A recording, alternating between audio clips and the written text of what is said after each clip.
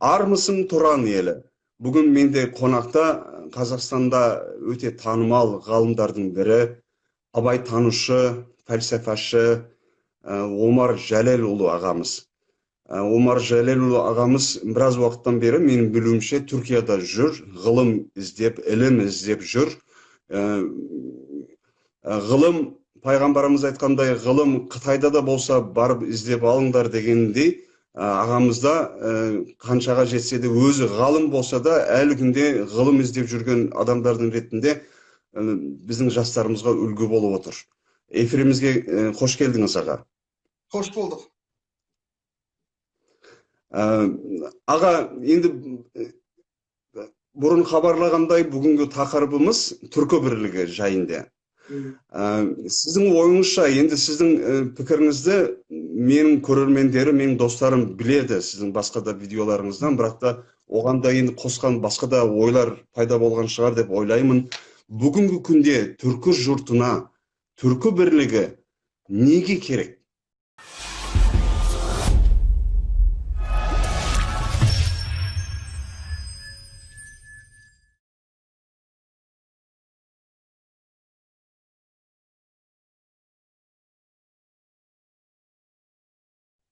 Бүкіл дүние өзі бірлікке ұмтылады.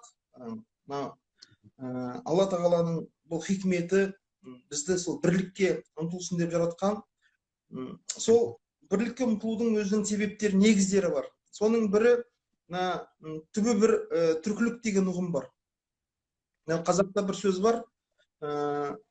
Түбі бір түртпейді дейді, бірге туған кетпейді. Өз туғанды өзегіне тепсең де кетпейді деген ұғымдар бар. Яғни мынау біздің өзіміз қазіргі кездегі мынау санамызда қалыптасқан ескі жаңағыдай жасанды бір қабаттар, сол бұрынғы қазақтың мынау Ресей империясының әлі бодауына түспеген қазақтың санасындағы ашық нәрселер қазір көлегейленіп қалды, өкінішке қарай. Тәуелсіздік алғаннан кейін сол қабаттар ақырындап ашыла бастады қазір. Сондықтан мынау түрік бірлігі деген ол қолдан жасалған жасанды нәрсе емес, ол Тұран деген ұғым бар. Мағжан, сіз жақсы көретін Мағжан айтады ғой, ежелде, ескіде Түркістанды Тұран дескен дейді. Сол Тұран деген ұғым, сол ұғымның мына сырына, тереңіне бойлайтын болсаңыз, осы сұрақтардың барлығы негізінен өзінен өзі түсіп қалады. Бұл жасанды сұрақтар. Бұл қолдан жасалған кедергілер. Өйткені біздің ұғымымызда мынау Тұран, Иран деген ұғымдар қазақта неде бар, тарихта. Ежелден сол екі мәдениет, екі цивилизацияның теке тіресі, Тұран мен Иранның теке тіресі. Мынау Шахнамен оқысаңыз, осы мәдени қабаттардың арасындағы бәсекелестік анық байқалады. Сондықтан біз қазіргі кездегі біздің негізгі проблемамыз біреу-ақ өзі. Бұл біздің проблемамыз мынау Ресей империясына отар болғанымыз. Басқа проблема жоқ мен пікірімде. Егер біз осы санамызды тазартып алсақ, онда мынау осы түрік баласының бір-бірін жатсынуы, бір-бірін жек көруі, бір-бірін жаңағы менсінбеуі деген сияқты құлдық мінезден біз сонда ғана құтылатын боламыз. Өкінішке қарай, бұл құлдық санадан арылу оңай емес. Оған көп уақыт керек, көп жұмыс істеу керек. Сондықтан қазақтың бір-ақ сөзі бар, бізге күш беретін, қуат беретін. Орнында бар оңалар дейді. Орнында не тұр десеңіз, орнында сонау Алтайдан бастап Памир, Тянь-Шаньға дейін керілген Тұран даласы жатыр, орнында тұр ол. Соны орнына келтіру біздің ісіміз. Ол орнында бар, ол оңалады. Енді бізге керегі сол түркілік сана. Аға, кейбір адамдар ойлайды да, мысалы үшін, бұл идеологиялық бір көзқарас, бұл саясат деп ойлайды да. Мен оларға да әрқашанда айтып жүрмін, бұл екі бауырдың, енді бірнеше бауырдың, 5-6 бауырдың қайтадан бас қосуы. Бір үйде туып өскен, бір анадан сүт емген бауырлар қайтадан қосып жатыр. Бұл қайдағы идеология, қайдағы саясат деп айтам да. Аға, мысалы үшін сіз енді біраз уақыттан бері Түркияда болғаннан кейін мынаны сұрағым келеді да, мен бірінші Қазақстанға 95 жылы келгенде өзімді еш басқа елге келгенде сезінген жоқпын. Иә. Өз елім кәдімгідей, сол енді бұл идеологияға қатысы жоқ екенін осы жерден де білуге болады ғой. Мен өз еліме келдім деп, бір қазақ ағайындармен отырғанда, өз ағайындарыммен, ағаларыммен, інілеріммен отырғандай болдым да, содан бері де солай сезініп жүрмін. Сіз Түркияда өзіңізді қалай сезініп жүрсіз? Бір Еуропаның бір елінде, бір Америкада, бір Жапонияда сияқты сезініп жүрсіз бе, әлде қандай бір сезім бар сізде, мысалы үшін? Кімнің елінде жүрсіз қазір? Дұрыс, сіз басыңыздан Қазақстанға келгенде қандай сезімді кешірсеңіз, мен де тура сондай сезімдемін. Өз елімізде жүргенде еркін жүрміз. Өйткені бізге бұнда бұл Анадолы түріктерінде нереденсің дегенде, Қазақстаннан десең айтады, ата жұрттан екенсіз ғой дейді. Ата жұрт ең сауатсыз да соны айтады, ең сауаттысынан бастап сауатсызына дейін бәрі де соны айтады. Ата жұрт деген ұғым бар, яғни түркілік сана жойылмаған, олар мына кешегі Ертұғырылдың ізінен келдіңіз. Біз айтамыз, тіпті мына Ертұғырыл деген қазіргі кездегі сериал өте атақты болып тұр ғой әлемде. Ана түріктердің, Оғыз Селжүк түріктердің шыққан тегін керемет суреттейтін, соны түсіндіріп берген бір сериал, бұл жақта Дизи дейді ғой, Дизи. Сонда айтамыз ғой, біз бұл жерге Ертұғырылдың ізінен келдік десеңіз, бәрі құлап түседі ғой. Болды онда, әңгіме жоқ дейді. Сондықтан енді кейбір менің жерлестерім айтады да, тіпті бір қазақты көрсе, ой, сен менің атамсың дейді да. Сендер біздің аталарымыз, мен олармен қалжыңдасып айтамын да, ол енді 20 жастағы бала ғой, қайдағы сенің атаң болады деп. Бірақ ол нені меңзеп отырғанын біз жақсы түсінеміз да. Сол ата жұрттан келген адамдар біздің аталарымыз, біздің шыққан тегіміз дегенді білдіреді да. Өткенде мен берген бір сұхбатымда журналист сұрады да, сонда Түркі одағы құрылғанда Түркия аға бола ма деп. Енді бұл орысшасын айтты, старший братишка деді ма, сондай бір сөзді айтты. Жоқ дедім, ондай емес. Керісінше, егер түркі әлеміне аға іздейтін болсақ, ол қазақ болады. Ата іздейтін болсақ, сол қазақ болады. Енді көптеген азаматтар түсінеді ғой аға, бірақ арасында түсінбейтіндер бар да, мынандай сұрақ туындайды олардың көкейінде. Түркі одағы құрылған кезде біз әрең дегенде сол орыстың боданынан құтылып едік. Қазір Түркияның боданына кіріп кетеміз ба? Біз Түркияның отары боламыз ба деген бір күдік пайда болып отыр да. Сіздің мен кейбір сұхбаттарыңызды тыңдағанда сіз тең дәрежелілік мәселесін жақсы сол жерде түсіндіріп беріп едіңіз. Менің ойымша да ешкімге аға болмайды, ешкімнің отары болмайды. Барлық түркі республикалар тәуелсіз болып қалады. Сол тең дәрежелілік туралы, осы қорқыныш, күдік туралы сіз не айта аласыз аға? Енді мынау Мағжан, жалпы мына біздің қазіргі кездегі сол жоғалып кеткен сананы қалпына келтіру үшін сол Мағжанның Түркістан деген өлеңін біз зерделеуіміз керек. Мынау қазақ жерінде бүкіл Тұран өлкесінде Мағжанның осы өлеңі сол бірінші сыныптан бастап оқытылу керек қой. Сол Мағжанның өлеңіне тереңдеген кезде біздің мынау түркілік санамыз, бір тұтастық санамыз қалпына келеді. Біздің Құдайға мыңда бір шүкір, сол Мағжан атамыз осыны бізге жазып кеткенде, өйткені білген. Уақыт өте келе осы ұғымдар жойылатынын білген қазақ баласының санасынан. Сонда Мағжан айтады ғой, Тұранда түрік ойнаған ұқсап отқа, түріктен басқа от болып жан туып па, көп түрік енші алып тарасқанда, қазақта қара шаңырақ қалған жоқ па дейді. Сонда мынау қазақта қара шаңырақ деген ұғым бар. Мысалы бізде мынау балалар енші алып тарасады, сол кезде қара шаңырақта бала қалады. Қара шаңырақ ол ең маңызды, ең сол әулеттің құты берекесін сақтап қалған сол балаға әдетте ол кенже бала дейді, кенже дейді. Сол үйдің кенжесіне негізінен көп қазақта көп үміт артылады, көп құрмет көрсетілді. Неге? Өйткені қара шаңырақты сақтап, қара шаңырақты ұстап отыратын болғандықтан. Міне сондықтан бұл осы ұғымға, осы қазақтың өзінің ұғымымен келу керек та, қара шаңырақ ұғымымен. Сол кезде жаңағы қорқыныш, үрейлер ол сейіледі. Сосын жалпы мына одақ деген нәрсе ол жаңағы кем адамдардың арасында болмайды, ол одақ деген нәрсе. Біреуі басым, біреуі әлсіз болса, ол одақ емес, ол империя болады. Өте дұрыс айттыңыз. Өте дұрыс. Сондықтан мынау достық қарым-қатынас деген не? Яғни ол мынау қазақта сөз бар, терезесі тең дейді. Сондықтан біз мынау бұл енді біз оны әдейі істеп отырған жоқпыз. Бұны қолдан жасап отырған жоқпыз. Бұл өзі эволюциялық жолмен жасалып жатқан нәрселер. Эволюция деген бар. Эволюция дегеніміз табиғи, органикалық жолмен. Бұл біз қалайық, қаламайық, бұл бірігу жүзеге асады. Неге? Өйткені біздің түрк әлемінде осы энергетика, осы бейсаналы түрде мынау жаңағы архетиптер, жаңағы санадағы архетиптер бізде бар. Бірақ солар тірілу үшін уақыт керек. Сол бейсанадағы ұғымдар, яғни архетиптер, архетиптік Юнгтың кіргізген ұғымы ғой, яғни ескі саналар, ол тіріліп келе жатыр. Ол біз қалайық, қаламайық, өсімдікті таспен бастырып қойсаң да, өсімдікті жарып шығады ғой.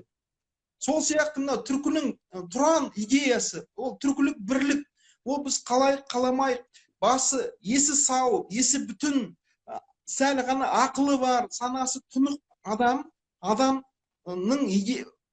көңіліне келетін бұл ой. Бұл ой қайдан келе жатыр десеңіз, бұл ойды сонау біздің ата-бабаларымыздан келе жатқан ой бұл. Сондықтан мынау бүкіл мысалы Европа неге бірігеді? Мысалы Европа неге мысалы Европа одағы деген одақ бар. Әйтпесе мысалы сол Францияңда, Англияңда бәрі де мысалы толып асып тасып отырған мемлекеттер. Олар неге бірігеді дегенде, өйткені олар түсінеді. Күш бірлікте екендігін түсінеді. Сонда баяғыда мынау қазақта сөз бар ғой, досы көпті жау алмайды. Досы көпті жау алмайды дейді. Сондықтан бізге мынау достық қарым-қатынас орнату үшін қазіргі кезде осы мен идеямды сол айтқан, бұл жердегі негізгі мынау достық қашан орнайды? Достық бір-бірін таныған елдерде ғана орнайды. Қазір біз сол мысалы мынау Ресей империясының ішіне кіргеннен кейін біз бұрын бір-бірін біртұтас мәдениет, біртұтас бір-бірін танитын, жақсы танитын мемлекеттер, ағайындар бір-бірін танымай қалды. Мысалы біз түркменнің қандай ақыны бар, өзбектің қандай ақыны бар, мынау Анадолы түріктердің қандай жазушылары бар, біз білмейміз. Біз білетіміз сол орыстың аударып берген жазушыларын ғана білдік біз. Сондықтан мынау Абай айтады ғой, махаббат қайдан басталады дейді. Махаббат деген ол танымнан басталады дейді, танымнан. Бұл әр жағында Газали жатыр, Газали айтады, адам баласы таныған нәрсесін ғана сүйе алады дейді. Сондықтан бұл жердегі жаңағы сонда Газали айтады, тастар сүйе алмайды дейді. Неге? Өйткені оларда таным жоқ дейді. Сонда мынау қазақта екі жүрек бар, тас жүректер кімдер олар? Танымнан айырылған, тас болып қалған жүректер. Оларға қанша айтсаң да оған сіңбейді бұл идеялар. Екінші жүрек бар, ол жұмсақ жүрек дейді. Абай айтады, жүрегі жұмсақ білген құл, шын дос таппай тыншымас дейді. Сол бізге қазіргі жүректерді жұмсартатындай көп жұмыс жасау керек. Мынау танымды кеңейтетін. Өйткені мынау адам білмеген нәрсесіне жау болады дейді. Ол біздің қазір кейбірге бауырларымыз бұл идеяға неге қарсы деген кезде, олардың негізінде олардың өздерінің бір жамандығынан емес, жеке басының жамандығынан емес. Ол мына білімнің, танымның таяздығынан болып отқан құбылыстар. Сондықтан шәкәрім айтады ғой, сен дейді, ренжіме дейді. Мынау халық мені түсінбейді деп, сусыз жерге егін шықпайтын сияқты дейді. Сен ерінбе дейді. Суар, мал ала, құнарлы топырақ іздеп, топырақ шаш, мынау тыңайтқыштар сеп дейді. Сонда ғана ол жерге егін шығады дейді. Сол секілді мынау кезінде пайғамбарымыз да ренжіген ғой. мынау халқымен түсінбейді дегенде тура осындай ойды Құранда бар. Алла тағала айтады, сен оларға ренжіме, сен өзің ұмыттың ба қандай екеніңді дейді да. Сен де жүрмеп пе едің қараңғылықта? Біз сенің көкірегіңді ашпадық па? Арқаңнан ауыр жүкті алмадық па? Сен оларға неге ренжисің дейді да. Сонда пайғамбар тәубасына келеді. Сондықтан бізге мынау ренжіс сезімін жоюымыз керек біз. Мынау Абай айтады ғой, зұлымдықтың барлығы дейді. Зұлымдықтың бәрі қайдан пайда болды дейді? Надандықтан дейді да, надандықтан. Сондықтан біз қазір сол мынау ағартушылық жұмыстарын көбірек жүргізуіміз керек. Кім айтады ғой, Мағжан, тарихты ашсаң дейді, сонда түсінесің Тұранның не екендігін дейді. Сондықтан бізге қазіргі кезде мынау Тұранның тарихы деген пәндерді кіргізуіміз керек қой. Тұранның тарихы. Жай ғана қазақтың тарихы емес, түріктің тарихы емес, өзбектің тарихы емес, Тұран тарихы деген. Сізге көріп, куә болып жүрген шығарсыз. Енді Тұран бірлігіне Түркияда да, Қазақстанда да қарсы адамдар өте аз, өте аз. Мен оларды 1% деп те айта алмаймын. Өйткені менің әлеуметтік желідегі парақшаларында мен ешкімді бұғаттамаймын, мысалы үшін. Келетіндер өз ойын, қарсы пікірінде жазып кете береді. Мен өз статистикам бойынша қазақ халқы да, Түркия халқы да, өзбек халқы да, қырғыз халқы да қалап отыр бұны. Және де эфирдің басында мен айтып кеткендей идеологиялық бір оймен емес та, махаббатпен. Мен соны көріп қуанып отырмын. Біз бір-бірімізді жақсы көреміз. Мен өткенде бір славян халықтарына да кеңес ретінде айтқанмын. Енді өздерің сендер бір-бірлеріңе шабуылдағанды тоқтатып, сендерде бір достық, бауырластық, қарым-қатынасты нығайтпайсыңдар ма? Бізге тиісе бергенше. Енді бұны Ресейдің депутаттары бізге тиісе бергенше, өздерінің бір туған туыстары Украинамен туыстық қатынасты нығайтуға уақыт кетіру керек қой. Енді Құдайға шүкір, сол махаббат бізде бар, азаматтарымызда, жастарымызда бар. Енді өткенде сіз көрген шығарсыз, маған көп айтып жүргенде, бұл Ресейдің депутаттары Қазақстанға тіл тигізіп, жеріңді сыйға беріп едік, қайтарыңдар деп әдепсіздік танытып жатқан кезде Түркияның жастары жүректерінде жанып тұрған от сыймай маған хабарласты, көп деген жастар хабарласты. Біз не істей аламыз? Біз Қазақстанымызды сақтау үшін, қорғау үшін, намысын таптатпау үшін біз не істей аламыз деп маған хабарласқанда, мен айттым, мінекей, интернет бар, бір ауыз видеолеріңізді жасап жіберіңіздер деп айттым да, міне көрген шығарсыздар, иә? О жердегі жастардың біреуінің ойындадан идеология жоқ. Тек қана махаббат бар. Ата жұрт деп соғып тұрған сол махаббат бар. Енді сіз өзіңіз дін танушы, Абай танушы болғаннан кейін, енді махаббат деген сөзді, Құдайға деген махаббатты, елге, отанға деген махаббатты әрине бізден де жақсы білесіз. Жастарға отанға, ұлтқа деген махаббат туралы бір ауыз сөзіңізді айтып кетсеңіз, аға. Жаңа бастап кеттіңіз, соны жалғастыра берсеңіз. Абай атамыз айтады, адамшылықтың алды дейді, махаббат, ғадалет сезім дейді. Адамшылықтың алды. Кімде осы екі сезім көп болса, яғни махаббат пен ғадалет, ол ғақил, ол ғалым дейді. Яғни адам адамнан қалай артылады деген кезде, адам адамнан осы екі сезімнің артықтығы арқылы бір-бірінен артылады дейді. Бұл махаббат, ғадалет сезімнің араласпайтын жері жоқ дейді. Тіпті айғыр биеге ие болу үшін де махаббат керек дейді.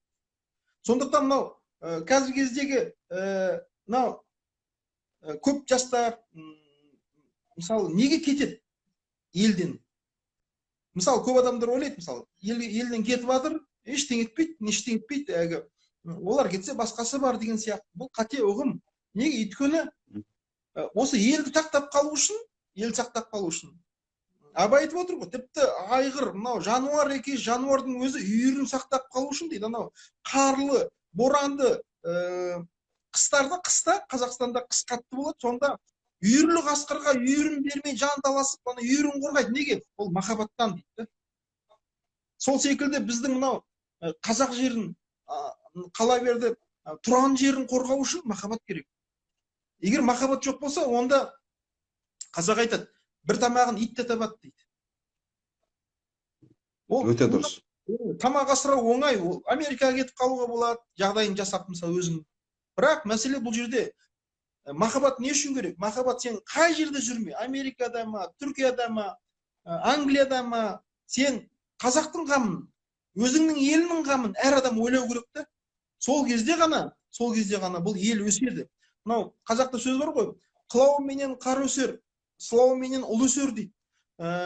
Күнмен гүл өседі, махаббатпен ұл өседі дейді. Мынау махаббат деген нәрсе бізде көп ойлайды, үстірт қыз бен жігіттің арасындағы ғана махаббат деп. Олай емес. Абай айтады, махаббат дейді, бұл ақылдың ісі дейді. Ақылдың ісі.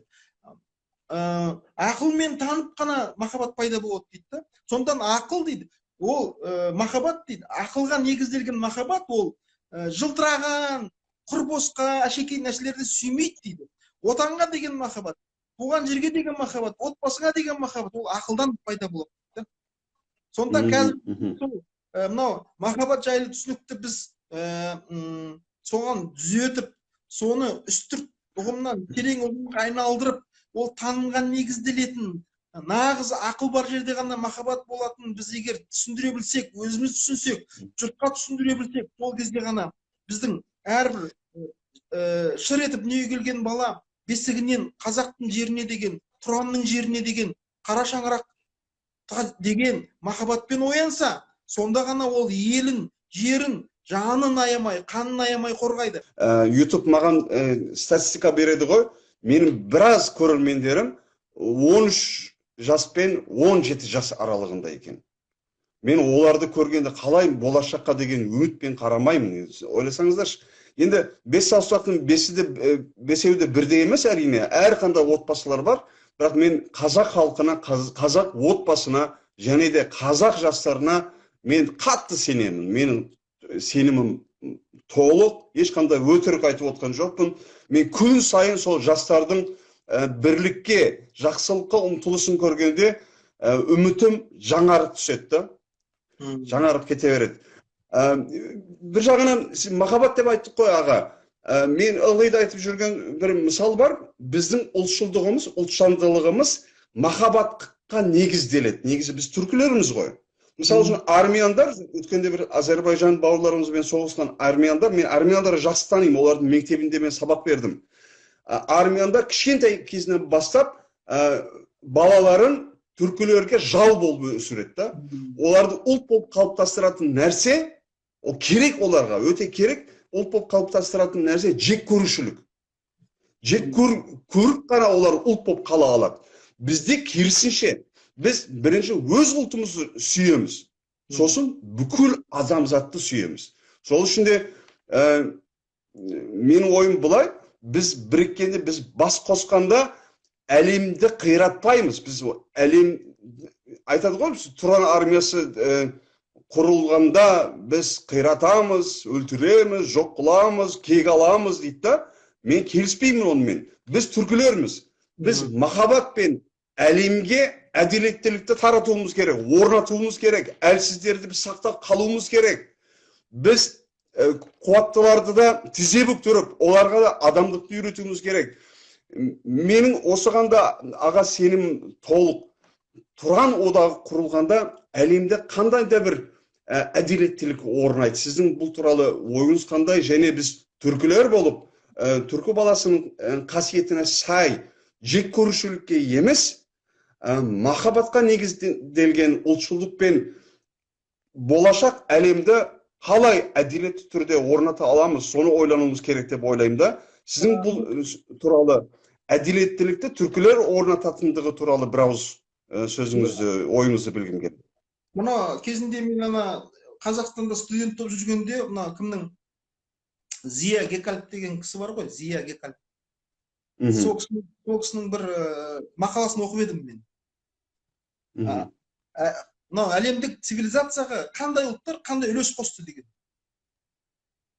Сонда Зия Гекальп айтады, мысалы дейді, немістер дейді, бұл немістер неден дейді, неден қосты дейді, музыкадан, Моцарт, Шуберт, Бах, музыкадан әлемдік цивилизацияға үлес қосты дейді.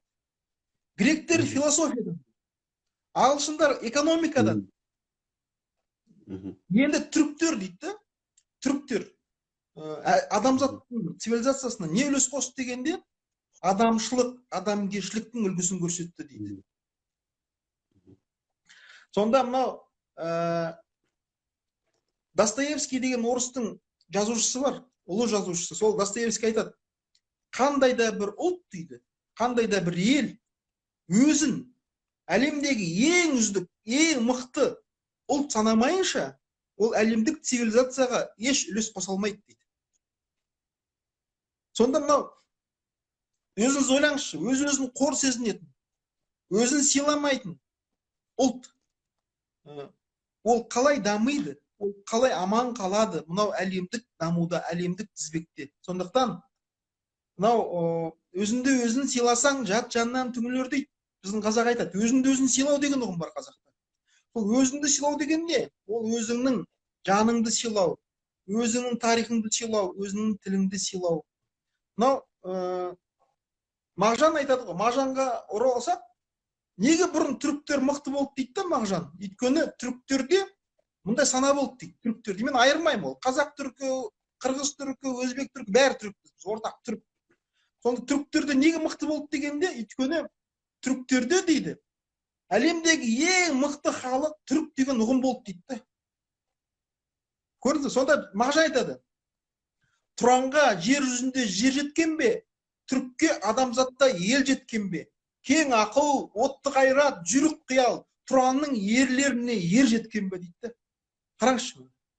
Сонда қандай керемет, қандай керемет. бұл жердегі жаңағыдай кейбір адамдар ойлайды, бұл жаңағы басқа ұлтты кемсіту деп, олай емес. Ұлтшылдық деген өз ұлтыңды сүю. Енді айналаңа пайдалы болу үшін бірінші өзіңді сыйлауың керек, иә? Айналаңа пайда тигізу үшін де өзіңді жақсы көруің керек бірінші. Әлбетте. Өзіңмен достасуың керек. Өте дұрыс. Жеке адамға да беретін кеңес екен ғой, бұл өте дұрыс. Бұл эгоизм емес. Эгоизм деген бар. Эгоизм дегеніміз ол өзіңді жақсы көріп, өзгені жек көру, олай емес.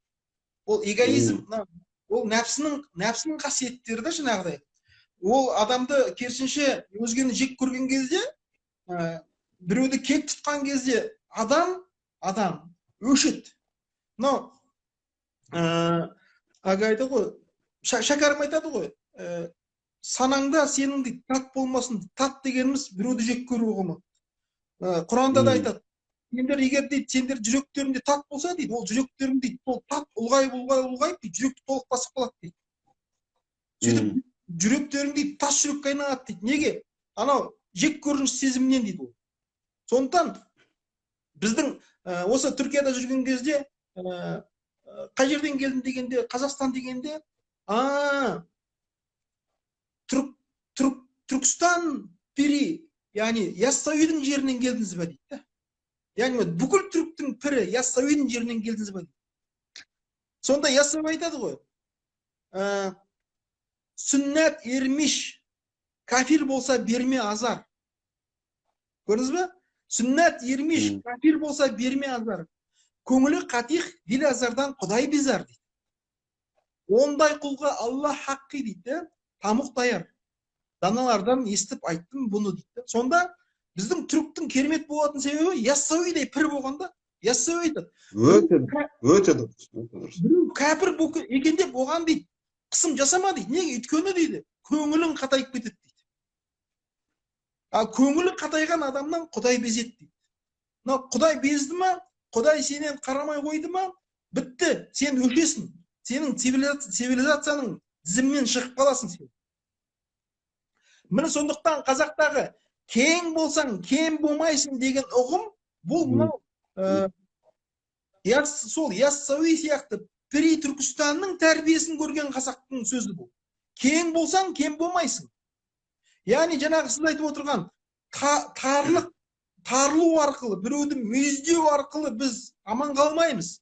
Біз аман қалсақ, осы Яссауи бабамыздың айтып отырған жаңағыдай кафир болса берме азар. Яғни сен махаббатпен, мынау немістің ұлы философы Ницше айтады, мынау кең мұхитқа дейді, неше түрлі кір, лас сулар толассыз ағып келіп жатады. Бірақ мұхит кірілмейді.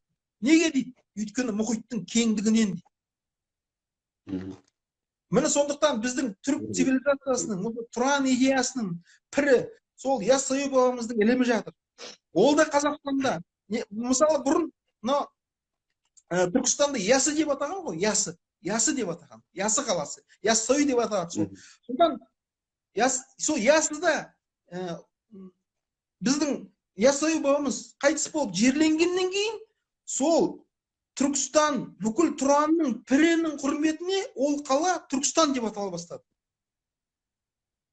Қазір көп адам ойлайды, Түркістан дегеніміз сол кішкентай ғана қала деп ойлайды. Өкінішке қарай. Өкінішке қарай. Енді сол үшін ол Мағжанның Түркістан өлеңін оқу керек та олар. Бүкіл сол Каспийден Қытай қорғанына дейінгі ұлан-ғайыр түркі жұртын Түркістан деп атағанын сол жерден көре алады. Мына Мағжан айтады ғой, ертеде Түркістанды Тұран дескен. Тұранда ер түрінің туып өскен. Тұранның тағдыры бар толқымалы. Басынан көп тамаша күндер кешкен дейді.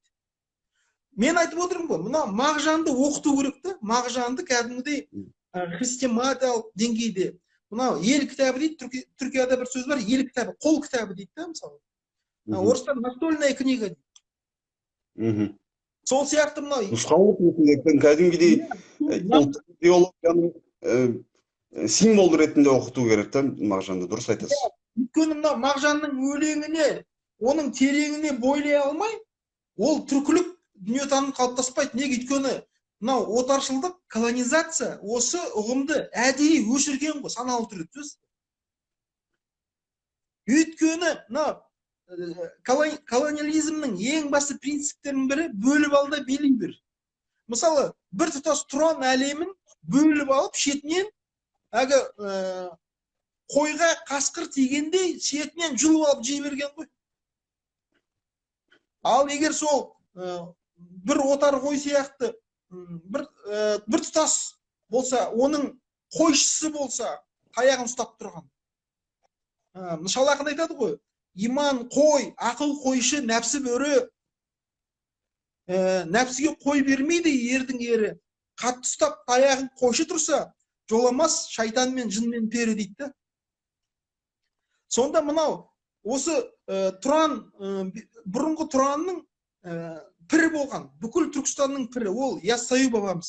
Ол қолына таяғын ұстап тұрған. Таяқ деген не? Ақыл. Қазақ айтады, ақыл таяқ, ашу пышақ дейді. Сондықтан бізге қазір ашу емес. Бізге қазір ақыл керек. Сол білмейтіндерге де айтып кетейік та, біз бүкіл түркілер мұсылманбыз ғой, енді 99%-ымыз біз мұсылманбыз. Және біз осы атамекенде мұсылман болып жан жаққа тарап кеттік. Біз Анадолу түріктері атамекенде мұсылман болғаннан кейін Түркияға көшіп келдік. Бізге ислам дінін кім үйретті? Осы Яссауи бабамыз үйретті. Біз сол ішінде мұсылман түркілердің бәрі де сол ұстаз ретінде Яссауи бабамызды қабылдайды да. Өйткені Яссауиде ислам мен түркіліктің синтезін көресің. Дұрыс. Ол мысалы араб болып кетуден де сақтаған түркілерді. Дұрыс айтады. Араб болып кетуден сақтаған ол түркілік пен исламның әдемілігін қосып бізге сол екпе сияқты біздің денімізге берген да. Сол үшін біз 1000 жыл өтсе де дініміз ислам болса да әлі күнде тілімізді, ұлттық құндылықтарымызды, түркілігімізді жоғалтпай жүрміз. Кімнің арқасында? Менің ойымша сол Яссауи бабамыздың арқасында. Бәрекелді. Өте дұрыс айтып отырсыз. Түркияда мысалы бізде Құдай дейді ғой, Құдай. Сонда қараңыз, біз Құдай дейміз, бұл мына парсының сөзі ғой, Аль-Худа деген, парсы. Біз мына Құдай біледі, Құдай сақтасын дейміз ғой қазақ. Ол парсының сөзін пайдаланамыз да. Енді мына Түркияда мысалы біз осы дін фәлсафасын оқып жатырмыз ғой. Бүкіл кітаптарда Тәңірі деп аударады, Тәңірі дейді. Сонда мына кейбір адамдар айтып жүргенде ол Тәңірі дегеніміз жаңағыдай бөлек дін, басқа бір ұғым деп шатасып жүргенде олай емес. Шоқан Уәлиханов айтады ғой, жаңағы бұрын қазақтар Құдайды дейді, Тәңірі деген дейді. Құдайды Тәңірі деген, Алланы Тәңірі деген. Енді ойласаңыздаршы, бұл арабтар Мұхаммед пайғамбарымызға дейін көптеген олардың құдайлары болды, ескерткіштер жасап, оларға табынды, біздің ата бабаларымыз мұсылман болмай тұрған кезде де бір ақ құдайға табынды. Оны Тәңір деп айтатын. Ол аспан. Және мен санап көргенмін, Ахмет Яссауи бабамыздың хикметтерінде 25 жерде Тәңір деген сөзді қолданады. Және оны ойласаңыздаршы, ол ислам дінін үйретіп жатқанда қолданады. Сол үшін Тәңір деген сөзден қорықпау керек.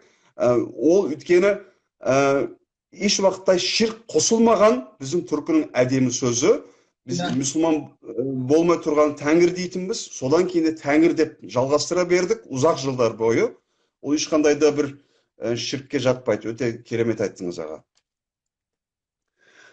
Аға, мен мынаны айтқым келді, құрметті көрермен.